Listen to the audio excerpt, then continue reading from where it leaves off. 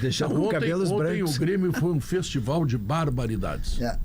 Festival de barbaridades. O que mais me incomoda em um jogo de futebol é quando ele... É a bola. Ele toma um gol. Não, quando ele escancara repetições erradas. É déjà vu. Filme repetido. Quando ele, de alguma forma, ele te demonstra algo que te deixa anestesiado. A pior coisa que pode acontecer com um torcedor de futebol, que é o meu caso, é ficar anestesiado quando o teu time comete erros que tu já Isso sabe. não vai acontecer, porque daqui a pouco tu vai te irritar e tu não vai estar anestesiado. Claro que não. Tudo bem, mas nesse momento, eu vou pensar o quê? Qual foi a principal repetição? Eu vou pensar o quê de uma estrutura? Eu vou pensar o quê de uma estrutura que minimiza a força de um treinador no trabalho? Tem alguma explicação oficial para o Renato não ter ido? Não, Tem o presidente Guerra ontem, isso é outro absurdo. Não, mas eu digo uma Guerra. nota, eu acho que não teve ainda, né? Nada. Não teve sequer uma manifestação do presidente que estava no estádio. Aliás, como já aconteceu em Ijuí, quando o Grêmio perdeu a Recopa Gaúcha. Tá, mas aí tem uma mas tu vai dizer explicação. que não é importante. Tá bem, não é importante, mas o Renato não estava e o presidente estava. Ontem era importante? Sim, era importante. O presidente estava, o Renato não estava. Aí o presidente não deu nenhuma declaração. Mas em Ijuí, Pedro, tinha uma explicação imediata que era ficar treinando com o time titular, para o que importava e tal. Tinha uma explicação técnica. Não, o inclusive, Natan eu defendi. Felipe estava jogando lá e não tudo viu, bem. por isso que ele deve ter Só que escalado o ontem Rodrigo Caio aleijado. ontem não apareceu nenhuma, nem que seja de nível pessoal, sei lá, mas ontem não apareceu. Ele só não podia estar na beira do campo, mas podia estar no hotel. Aí o Grêmio repete algo que o torcedor se incomoda, que é não entender que essas ações do Renato separam o torcedor do Grêmio, distanciam o torcedor do Grêmio.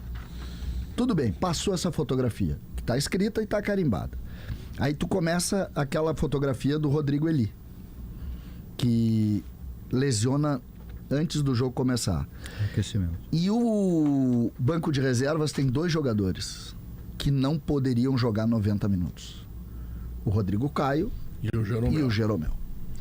Então tu vai com dois zagueiros. Tu vai com... Porque... Eu acho que esse foi o erro maior. Tá? Não, tem dois erros que eram maiores. dúvida. Dois que eram, em tese, dúvida. Tanto eram dúvida que um saiu antes de jogar. Exatamente. E o outro saiu no meio do não jogo. tinha nenhum inteiro. E 2 que não tem nenhuma condição física. De jogar 90. Aí tu, vem cá. Natan Felipe joga no Grêmio ainda, não? Ele tava fora do banco e entrou no banco Mas quando por que lesionou ele o ficou Rodrigo fora Eli. do campo? Tá. Por que ele ficou fora do banco? Porque entra a terceira fotografia. Qual é a terceira fotografia? A força das lideranças no ambiente interno. O Grêmio privilegia esses líderes do vestiário, que o Jeromel pode ser o maior deles. O Rodrigo Caio é um também. Que o Rodrigo Caio é um, que o Rodrigo Eli é um, que o Diego Costa é um. Ontem, por exemplo, não tem explicação. O Diego Costa não tocou na bola, gente. Por que ele não tocou na bola? Porque ele não tá bem fisicamente. É um desenho de jogo, né, outro César? problema. Além de não tocar na bola, ele irritou profundamente o atual centroavante titular. É que tem um desenho de jogo que tu vai enfrentar um time que tem como fio condutor a intensidade, a juventude, a velocidade. Tu não pode ir com zagueiros tão Sabe como é que o Grêmio acabou o jogo? postados ou tão de posicionamento e alguns até já passados do tempo. Tem que botar um time que, na saúde, bata com esse adversário. E fazem perseguições longas, né? O Grêmio terminou o jogo com uma zaga, o Rodrigo Caio com problema de ritmo e questões físicas por causa do joelho. Sem jogar. O Jeromel, que tá na pré-aposentadoria, tá contando os dias para encerrar a carreira, já não consegue mais. E o Reinaldo, o Reinaldo, o lance em que ele perde a bola já é bizonho, de desatenção, de falta de foco. Mas para mim, mais assim, alarmante é a forma como o atacante do Red Bull Bragantino passa por ele. Eu também acho mais grave é o segundo jogando momento. com uma criança de 5 anos. Tu dá o tapa, ele não saiu, ele ficou plantado. Então assim, o Grêmio perdeu 2 pontos porque fez escolhas e pagou pelas suas escolhas, César. Mas o problema não é pagar pelas escolhas.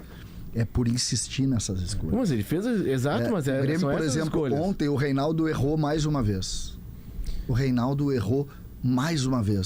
Aí tu pensa o seguinte, o erro do Reinaldo foi determinante pro Grêmio não vencer o jogo.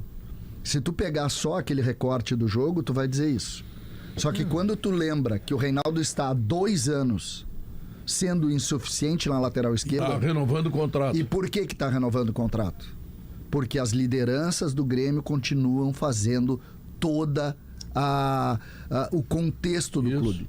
Quando entra o Diego Costa e não entra o Arezzo, que o Grêmio gastou 3 milhões de dólares para jogar, é um recado que o Grêmio está dando para dizer o seguinte: os líderes continuam mandando. Mas tu aqui. quer ver uma outra questão? A gente falou ontem no bate-bola disso, Pedro.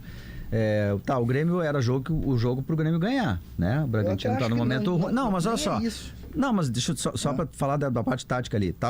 Tem essa sequência que é pesada pro Grêmio. Os jogos em tese para te ganhar é Bragantino e Criciúma, né? Porque o Grêmio tinha perdido pro Atlético, né? Depois tem o Flamengo, então tem que ganhar o jogo, o Bragantino tá mal.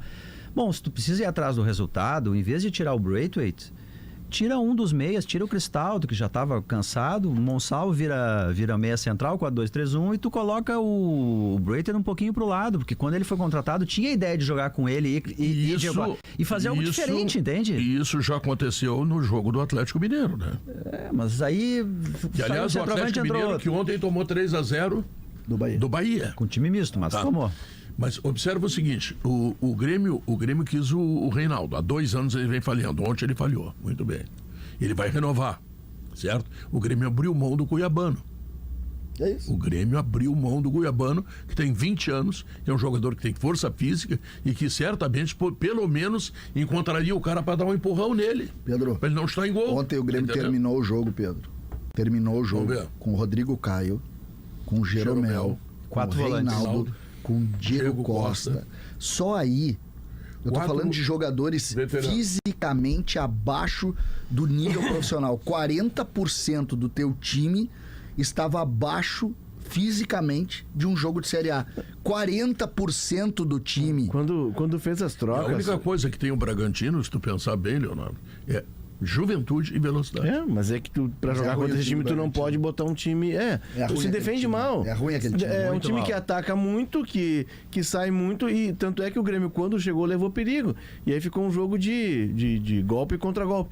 Mas enfim, quando tu aposta nessa ideia, César, de nomes e de jogadores mais rodados e jogadores que são insuficientes, a conta vem. A conta vem. Claro, eu tô contigo. Tu entendeu? Tu tá pagando e tu tá nessa situação e agora tem uma série de jogos duríssimos porque tu quer, porque tu faz essas escolhas. Sabe por que, Léo, que eu tô com essa sensação? O Grêmio na janela foi em jovens, né? Essa sensação de... Não, e esse é o retrato bom da noite, ou da tarde. Eu achei que ia entrar o Arezzo. O retrato bom é o menino esse. Joga muito. Esse menino é totalmente fora da curva. O Monsalve. Não. Isso é totalmente fora da curva. Isso aí vai ficar aqui 6 meses jogando. Ele joga muito. O jogador pode apostar que ele vai ser o primeiro nível. Ele passa a sensação de que ele entrou no time e ficou, porque assim, esse não dá tem pra tirar. como tu discutir. O tapa que ele deu pra fazer o gol ontem é só quem joga muito. Não, ele entrou depois do jogo contra o Fluminense, que foi um dos maiores absurdos táticos que o futebol brasileiro viveu. Ele podia ter jogado contra o Corinthians, né? E que foi colocado pelo técnico do Grêmio, que também não o colocou contra o Corinthians. Ou seja, o Grêmio caiu fora da Copa do Brasil e fora da Libertadores sem o Monsalve, que tu viu ontem o que ele é capaz de fazer. Guerrinha, me dá um resumo aí do que tu viu do jogo do Grêmio e o que tu achasse. Vocês estão sendo muito cuidadosos com o Grêmio. Entendeu? Muito cuidadosos. Está muito claro, está escancarado, que o Renato encheu o saco. O Renato não quer mais ficar. O Renato quer ir embora. É bem possível. Vem cá, para aí um pouquinho. Quem é o funcionário? É o Guerra ou é o Renato? Não sei. É o Renato. Não, Guerrinha, não sei mais. O Renato tem que ir. Ontem eu fiquei com essa sensação também, Guerrinha. Que? Porque dava o jogo é em Hiroshima. Azar, vai ter que ir. Ele ganha para isso. Bom, então ele já sentiu que desse time aí, ele não vai chegar em lugar nenhum. Ele vai jogar o campeonato para salvar o pescoço da guilhotina, fim de papo. E aí ele vai fazer as contas e ano que vem, o que eu tenho? Não tem dinheiro. Sim, mas vai reforçar? Pois é complicado isso e tal. Bom, então vamos fazer o seguinte, eu estou me despedindo. Aos poucos eu estou mostrando para a direção do Grêmio que eu não vou ficar. Então o Grêmio tem que começar a trabalhar para ver quem é que vai substituir o Renato. O Renato está de saco cheio.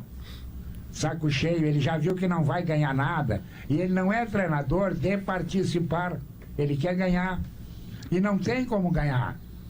Olha, sabe quantas vezes o Grêmio teve nos 2 últimos jogos na frente? 5 vezes. 3 contra o Atlético e 2 contra o Bragantino.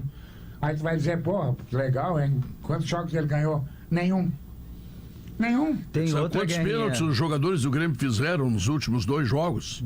4, sendo que um não foi marcado. Mas tem outra em guerrinha, que é assim, a gente tá vendo no Inter, ontem o César até fez uma referência importante ao Potter, que o Roger, ele pegou mais semanas livre para ir melhorando e fazer aquele jogo contra o Fortaleza, que foi acima da curva, o Grêmio menos.